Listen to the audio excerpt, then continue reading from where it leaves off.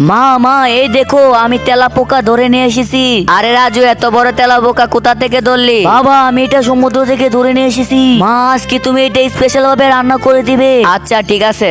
আসলে বন্ধুরা রাজুর বাবা চাকরি চলে যাবার পর থেকে অনেক দিন ধরে আমরা ভালো মন্দ কিছু খেতে পারি না। আজ রাজু খুব কষ্ট করে এই তেলাপোকাটা সমুদ্র থেকে ধরে নিয়ে আসছে। আজকে এই তেলাপোকাটা রাজুর জন্য স্পেশাল ভাবে রান্না করব। বন্ধুরা খুব খারাপ লাগে এত কষ্ট করে ভিডিও বানাই কিন্তু কেউ ভিডিওতে লাইক সাবস্ক্রাইব করে না। আর যাদের যাদের তেলাপোকা খুব পছন্দ হয় তারা ভিডিওতে লাইক করে চ্যানেল সাবস্ক্রাইব করে দেবে। এই তো ভালো করে মশলা দিয়ে দে, এবার রান্না বান্না শুরু করে দে। এই তো রান্না হয়ে গেছে। এই রাজু এটা কেমন হয়েছে? মা সত্যি অসাধারণ হয়েছে।